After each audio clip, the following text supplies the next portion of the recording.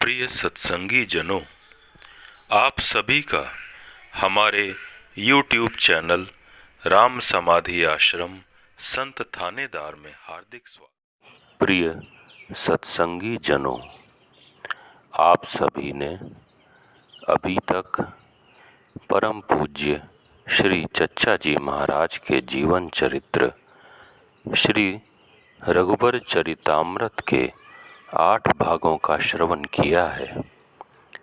आइए आगे की भावपूर्ण सुस्मृतियों का आनंद लेते हैं। श्री पूज्य चच्चा जी महाराज के यहाँ कमरे में साधारण चटाइयाँ पड़ी रहती थीं। उसी पर वे स्वयं बैठते थे तथा गरीब अमीर राजों महाराजाओं को भी वहीं बड़े प्रेम से बैठाते थे। श्री पूज्य चच्चा जी महाराज गद्दी तथा मसनद आदि लगाना पसंद नहीं करते थे। कभी बीमारी आदि में मुलायम वस्तु बिछाने की आवश्यकता पड़ती तो ऐसा गद्दा बिछवाते जिससे उनके साथ 4-6 और भाई भी उस पर बैठ सकें। यदि कोई उनके पीछे तकिया लगा देता तो आप आगे खिसक कर बैठ जाते और तकिया का सहारा नहीं लेते थे। परम पूज्य चच्चा जी महाराज प्रत्येक आने वाले भाई को पहले ही प्रणाम कर लेते।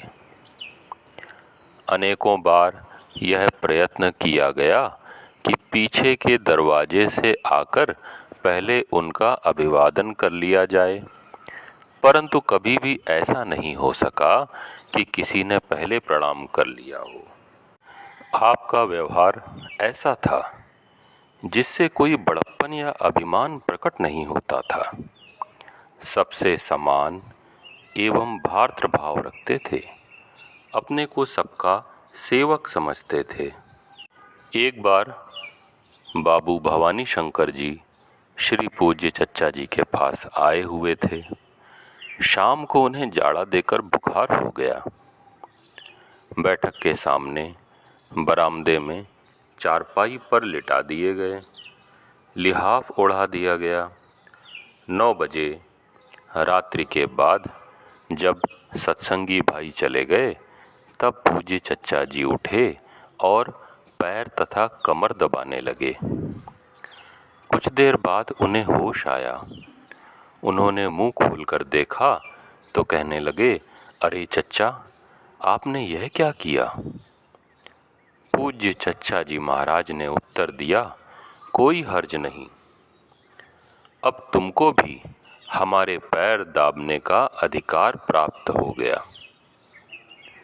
जहाँ तक हो सकता पूज्य चच्चा जी किसी से सेवा नहीं लेते थे।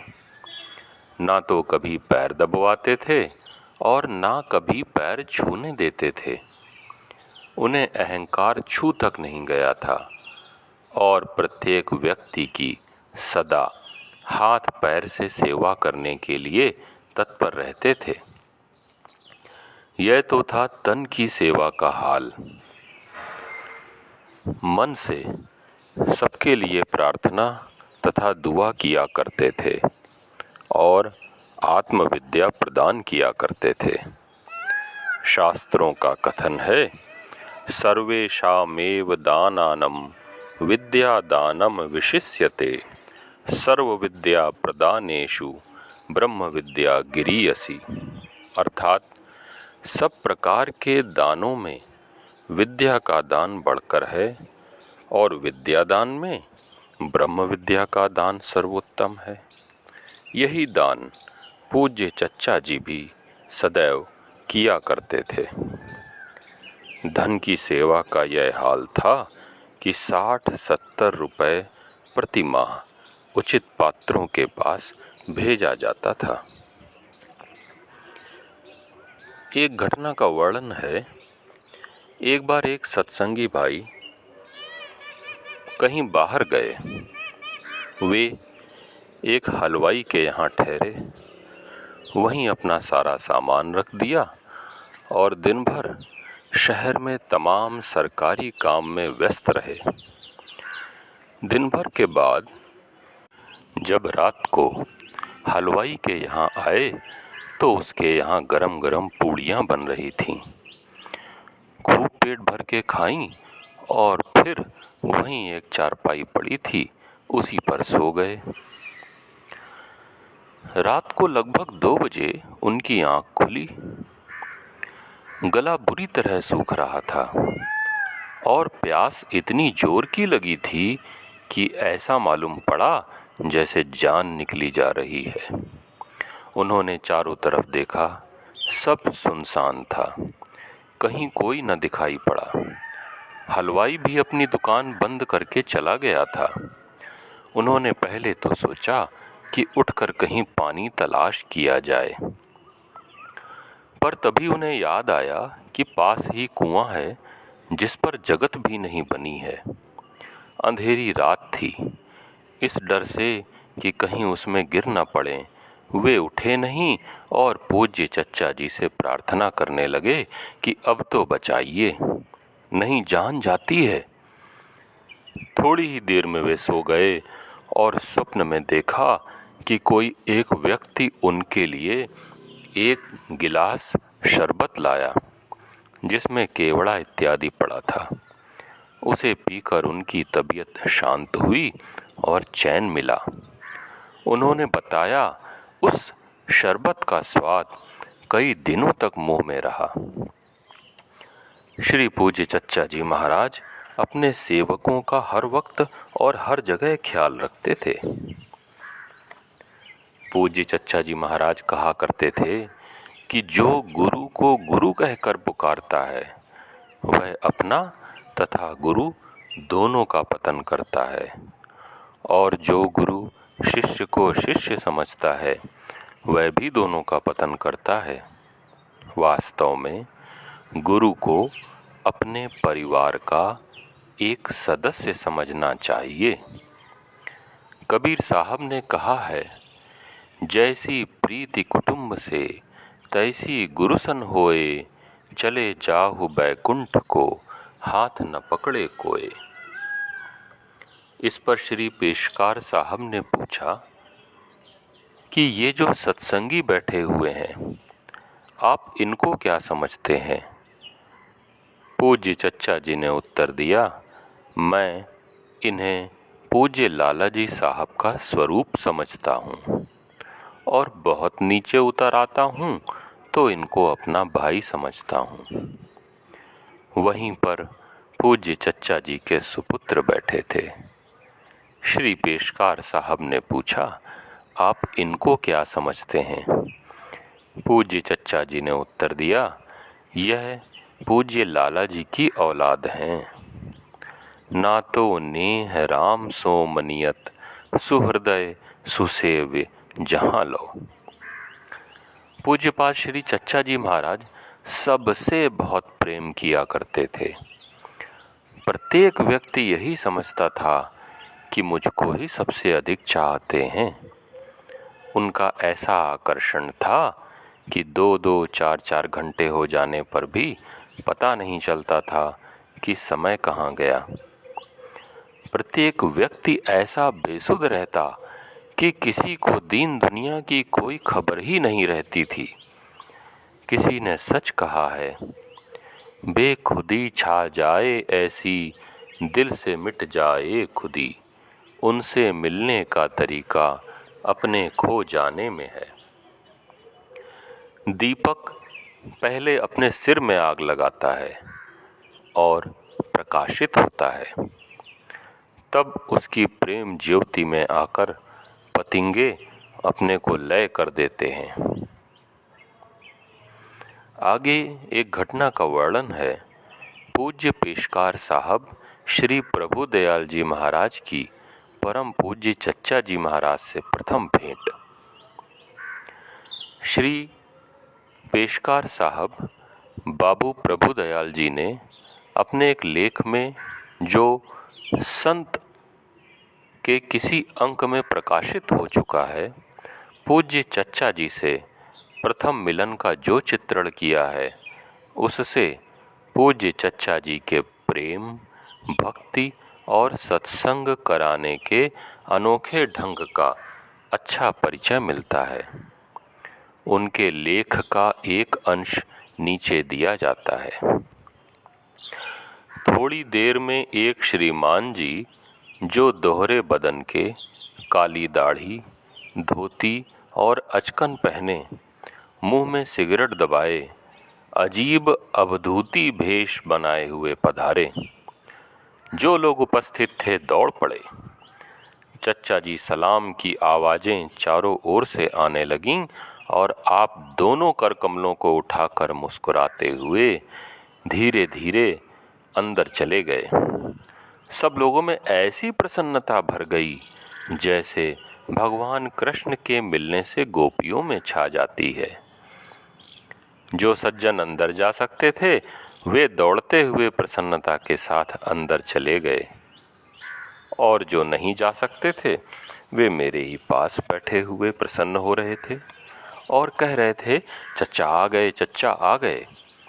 मैं इस प्रेमानंद का कुछ महत्व नहीं समझ सका और एक विचित्र उलझन में फंस गया तथा यह सोचने लगा कि परम पूज्य लाला जी से तो वार्तालाप का अवसर बहुत कम मिलता है। दूसरे, उनके प्रेम का ऐसा गंभीर प्रभाव पड़ता है कि पूछने और समझने के विषय में उनसे कुछ कहते सुनते नहीं बनता। चलो अब पूज्य चच्चा जी से सब उलझने सुलझाऊंगा। इसी सोच विचार में था कि पूज्यपाद श्री चच्चा जी एक कुर्ता पहने जिसके कुछ बटन खुले हुए व कुछ बंद थे, उसकी एक बांह कहीं जाती थी और दूसरी कहीं, और सर के बाल बिखरे हुए थे, पधारे। वही सलाम की आवाजें और उनका जवाब भाई सलाम से मिलने लगा। जिसने राम राम किया उसके उत्तर में राम राम, जिसने आदाब अर्ज किया उसे आदाब अर्ज भाई का उत्तर दिया। जिसने पूछा चच्चा अच्छे हो, उसे उत्तर मिला हाँ चच्चा अच्छे हैं। इस पर अट्ठहास हुआ। एक सज्जन ने कहा, चच्चा हुक्का लाऊं? हाँ भाई जरूर लाओ, तुम ही तो हमारे सच्चे मित्र हो। दम लगावे सो सगा भाई और सब गपड़ सपड़। इसके बाद एक हुक्का आया जिस पर चिलम चढ़ी हुई थी और एक लंबी नली लगी हुई थी। आपने नली को हुक्के से निकाला और 3-4 बार इधर से उधर चक्कर दिया, फिर कायदे से लगा दिया। इसके बाद कुछ मुंह में पड़ा और फिर कश खींचना आरंभ किया। हाँ भाई सब लोग अच्छे हो, लोगों ने मेरा परिचय कराया, हम सबका मजाक शुरू हो गया। अब आपने बोलना शुरू किया तो ऐसी लच्छेदार मनमोहिनी बातें आरंभ हुई कि लोग अपने आप को भूल गए कि हम कौन हैं और कहाँ बैठे हैं। इस प्रकार 1 घंटे वार्ता करने के बाद लोगों से पूछा, कहो भाई क्या हाल है? लोगों ने भिन्न भिन्न उत्तर दिए, किंतु मैं कुछ न समझ सका। यह अच्छा हुआ कि मुझसे विशेषकर कोई प्रश्न नहीं पूछा। मैंने इसे बड़ी कृपा समझा। सब लोग आनंद से बैठे थे। श्री पूज्य चच्चा जी के आने की सूचना जैसे जैसे फैलती जाती थी वैसे ही लोग एकत्रित होते जाते थे। 12-1 बजे तक खूब भीड़ भाड़, आनंद और उत्सव रहा। इसके बाद पूज्य चच्चा जी भोजन करने चले गए। मैंने एक प्रेमी भाई से पूछा, यह क्या रंग है? उन्होंने उत्तर दिया कि पूज्य चच्चा जी इसी प्रकार सत्संग करवाते हैं, हंसते बोलते बातें करते आनंद की सरिता यानी मौज की धार प्रवाहित कर देते हैं, जिसमें लोग खूब आनंदित होते और बेसुध हो जाते हैं। तुमने देखा नहीं कि कई भाई समाधिस्थ हो गए थे? भोजन करके आप पुनः पधारे। फिर वही हुक्का प्रस्तुत किया गया। थोड़ी देर तक आप बैठे पीते रहे। एक महाशय ने कहा, चच्चा आराम कर लीजिए। हाँ भाई, आराम तो कर रहा हूँ। सब लोग हंस पड़े। अरे नहीं चच्चा, लेट जाइए। आप लेट गए और सब भाई लोग भी लेट गए। मैं शिष्टता के कारण बैठा रहा। आपने कहा, भाई ये सभा ऐसी ही है, यहाँ शिष्टता विशेष की कोई आवश्यकता नहीं। शिष्टाचार तो बड़ों के साथ करना चाहिए। हम लोग भाई भाई हैं, लेटिए। अतः मैं भी लेट गया और ऐसी गहरी नींद में सो गया कि इसके पहले संभवतः कभी नहीं सोया था। उठा तो देखा शरीर में एक स्फूर्ति और चेतना थी। फिर पूज्य चच्चा जी उठे और चिलम चलने लगी। चिलम भरकर आई और जल गई। इसके उपरांत आप कश खींच रहे हैं। जब तक तंबाकू रही आपने मुंह नहीं लगाया। लोग देख रहे हैं और हंस रहे हैं। चच्चा तंबाकू तो जल गई। अरे भाई जल जाने दो, धुआं तो आ रहा है। अरे चच्चा धुआं कहाँ? हाँ भाई नहीं है। अच्छा अच्छा। एक सज्जन दूसरी चिलम भर लाए। फिर वही हाल। तात्पर्य यह कि प्रत्येक काम अजीब विचित्र ढंग का था।